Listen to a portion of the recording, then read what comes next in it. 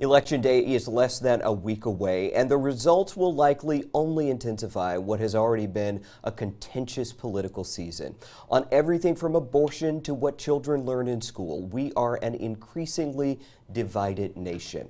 So that is our focus this Wellness Wednesday, the mental health challenges of navigating this political landscape, our political fatigue.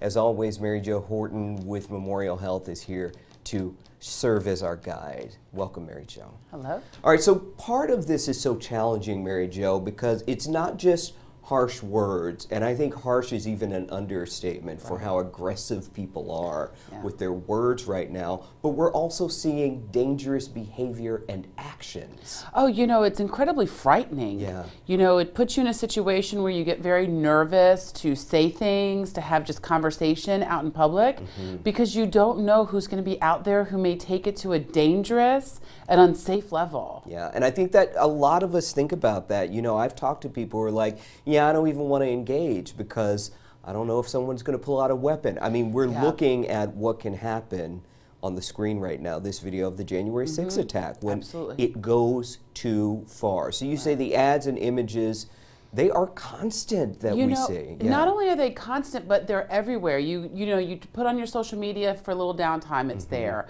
On the TV, on the signs, on the ads.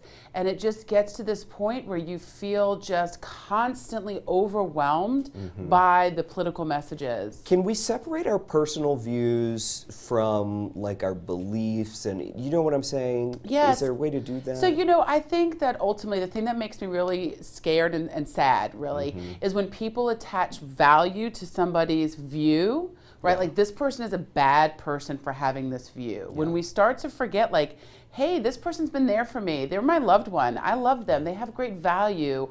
We connect in all these ways. We disagree. And I think attaching that value is really scary. All right, so let's look at what we have on the screen here, because it seems like a lot of people are losing perspective when it comes to politics and then everything else in their lives.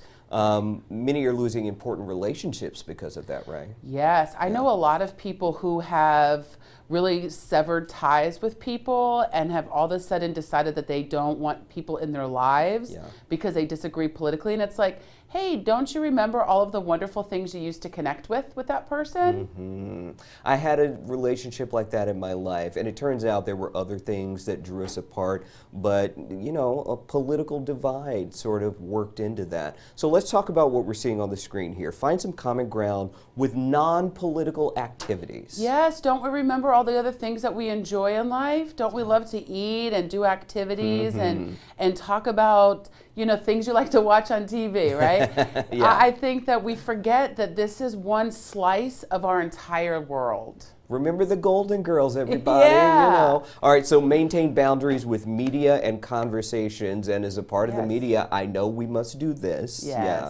Yes, and also, you know, with the conversations, if we know that something is very deeply personal to us and really is meaningful to us, and the other person disagrees, why are we going to purposely have a conversation that's going to cause conflict, that we get nowhere, that we are then going to feel upset about? Yeah, and then prioritize life outside of all things political. I have family members who have to say, stop watching television with politics all day, right? Yeah, it's so critical. I mean, I think that the more we're inundated, the more we forget that we have this whole life outside of that. And when we can just put it in perspective, it's something that we can dip our toe in when we want to and enjoy life outside of that. Yeah, I'll tell people, you know, I do the news for a living. I don't watch a lot of news when I am not doing this. I get it. You know, I'll get updates on my phone, and that's good enough for me. Absolutely. But I draw that boundary for sure.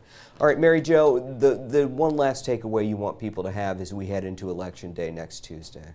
So what I want to take away is this. People are going to be upset, we know this. Let us remember that we can breathe, we can live our values, we can live in a life in which we're not going to display really poor negative behavior. And let's keep in mind, we have little ones that look at us. What is the message we want to convey about our behavior? Oh yeah, we have people watching, little ones watching. Thank you, Mary Jo. And to check out any of our Wellness Wednesday conversations, including this one, you can just go to wsav.com/Wellness Wednesday.